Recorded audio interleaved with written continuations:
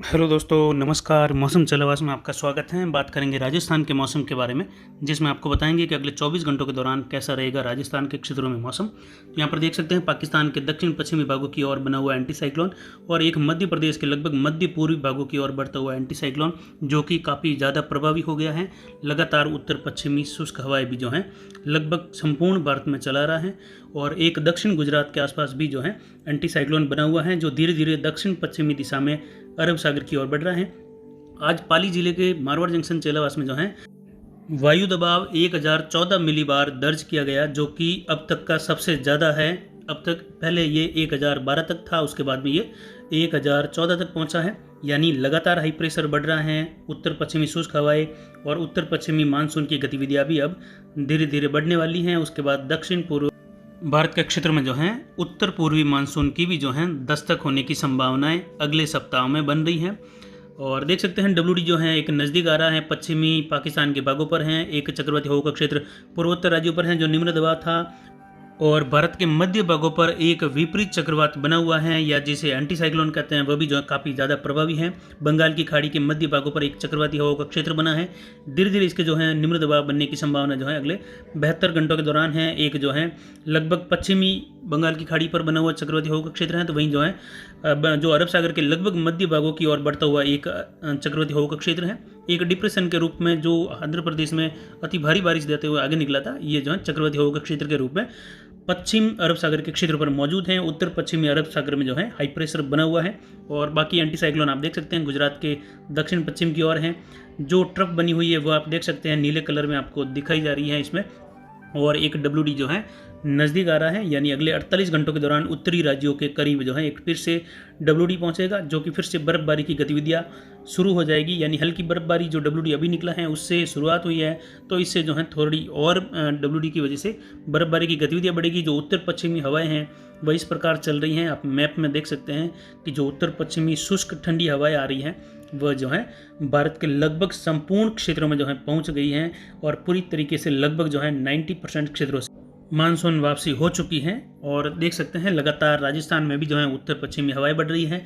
यानी धीरे धीरे उत्तर पश्चिमी मानसून की गतिविधियां अब उत्तर पश्चिमी क्षेत्रों से या उत्तर पश्चिमी राज्यों से शुरू होने वाली है।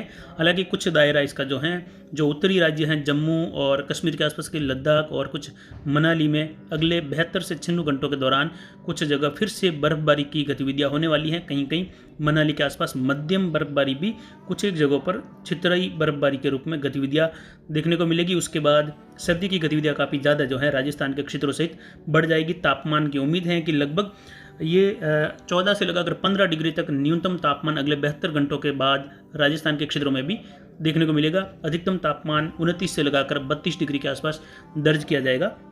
जो मानसून वापसी लाइन है वह आप देख सकते हैं लगभग जो है 90% क्षेत्रों से मानसून वापसी हो चुकी है। इसके अलावा देख सकते हैं कि जो उत्तर पश्चिमी मानसून है उसकी भी दस्तक जो है अब उत्तर पश्चिमी भारत के क्षेत्रों में आगे बढ़ेगी। जैसे जैसे शुष्क हवाओं का दायरा पिछले 7 दिनों से चल रहा है, तो 25 अक्टूबर के दौरान जो WD आया था उससे पहली बर्फबारी की गतिविधियां कुछ उत्तरी राज्यों में जो है हिमालय के क्षेत्रों में देखने को मिली छुटपुर जगहों पर। यानी ये पहली बर्फबारी थी जिससे सर्दी की गतिविधियां बढ़ रही हैं। दूसरी बर्फबारी थोड़ी और बढ़ सकती है, थोड़ी अच्छी होने की संभावना है, लेकिन इतनी भी ज़्यादा अच्छी होने की संभावना नहीं है। लेकिन फिर भी जो है 29 से लगाकर यानी 29 अक्टूबर से लगाकर 1 नवंबर के बीच में यहाँ पर फिर से बर्फबारी की गतिविधियाँ देखने को मिलेगी, जिसमें पंजाब हरियाणा के क्षेत्रों में भी बारिश की उम्मीद की जा सकती है, लेकिन छितराई बारिश देखने को मिलेगी। हिमाचल उत्तराखंड में भी मनाली सहित बर्फबारी की गतिविधियाँ देखने को मिलेगी।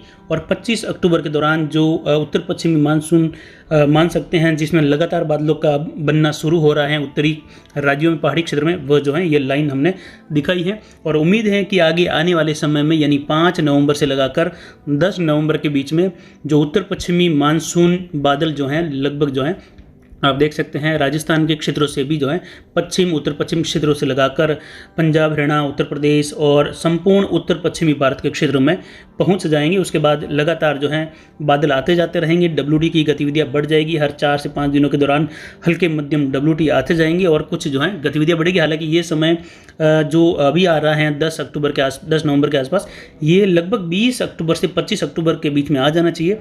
उसके बाद उम्मीद है कि उत्तर पश्चिमी मानसून की संपूर्ण जो है गतिविधियां हैं भारत के क्षेत्रों में होती हैं, जिसमें कम बारिश की गतिविधियां मध्य से लगाकर पश्चिमी क्षेत्रों में, जबकि दक्षिण पूर्वी भारत और उत्तर पूर्वी उत्तर पश्चिमी इन क्षेत्रों में डब्ल्यूडी की गतिविधियाँ, जबकि दक्षिण पूर्व भारत में जो है उत्तर पूर्वी मानसून की गतिविधियाँ। बंगाल की खाड़ी से जब नम हवाएं ज़्यादा पहुँचती हैं, यहाँ पर बारिश काफ़ी ज़्यादा होती है, बाढ़ जैसे हालात भी बन जाते हैं इस दौरान। जबकि उत्तर पश्चिमी भारत में केवल पहाड़ी राज्यों में भारी बर्फबारी या भारी से अति भारी बर्फबारी भी देखने को मिलती है। उस समय राजस्थान, पंजाब, हरियाणा के क्षेत्रों में भी खंड बारिश की गतिविधियाँ बड़े दायरे में होती हैं और कभी कभी मजबूत डब्ल्यूडी आने पर संपूर्ण राजस्थान में जो है मावठ की गतिविधियाँ ओलावृष्टि के साथ में भी देखने को मिलती हैं। उम्मीद कर सकते हैं कि लगभग 15 से लगाकर 20 नवंबर के आसपास तक संपूर्ण भारत में उत्तर पश्चिमी हवाओं का दायरा यानी उत्तर पश्चिमी मानसून बढ़ जाएगा।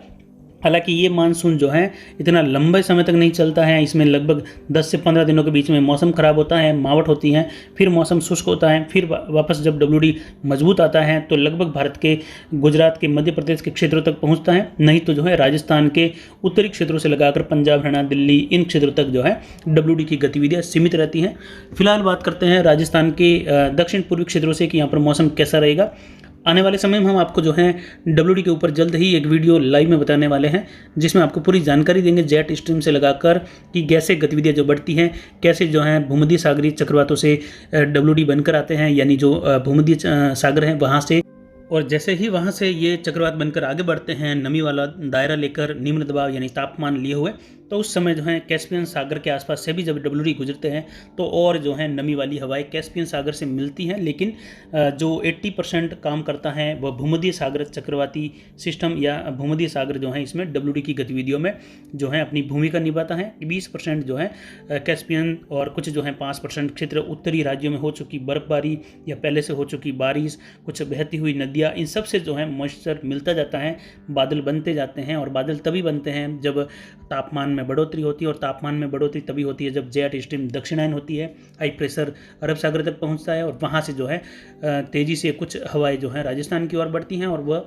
उत्तरी या उत्तर पश्चिमी भारत के मुकाबले गर्म होती हैं, इसीलिए वहां पर तापमान बढ़ता है और निम्न दबाव जैसा स्थान बन जाता है और वहां पर बादल बनते हैं और डब्ल्यूडी की गतिविधियां मजबूत होती है।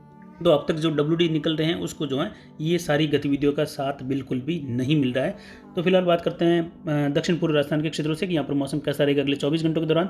यहाँ पर भीलवाड़ा, राजसमंद, उदयपुर, डूंगरपुर, बांसवाड़ा, प्रतापगढ़, चित्तौड़गढ़, कोटा, बूंदी, बारा, झालावाड़ सभी क्षेत्रों में मौसम शुष्क व साफ रहेगा। बादलों की आवाजाही भी यहाँ पर कोई खास होने की संभावना नहीं है। तो यहाँ पर किसान जो है फसल कटाई और रबी की बुआई के लिए अपना काम कर सकते हैं। यहाँ पर बारिश फिलहाल होने की संभावना अगले 72 घंटों तक बिल्कुल नहीं है। उसके बाद में कुछ गतिविधियों में बदलाव हो सकता है, लेकिन बारिश की उम्मीद फिलहाल नहीं है। इसके बाद में बात करते हैं राजस्थान के उत्तर पूर्वी क्षेत्रों की। यहाँ पर देखा जाए झुंझुनू, सीकर, अजमेर, टोंक, सवाई माधोपुर, करौली, धौलपुर, भरतपुर, दौसा, जयपुर, अलवर लगभग सभी क्षेत्रों में मौसम शुष्क व साफ रहेगा। तापमान लगातार घटता रहेगा। उत्तर पश्चिमी शुष्क हवाएं यहाँ पर चलती रहेगी और फिलहाल यहाँ पर जो है लगभग 48 से 72 घंटों तक मौसम शुष्क रहेगा। उसके बाद में बादलों की आवाजाही बढ़ने की संभावना यहाँ पर बन रही है। इसके बाद में बात करते हैं राजस्थान के उत्तर पश्चिमी क्षेत्रों की।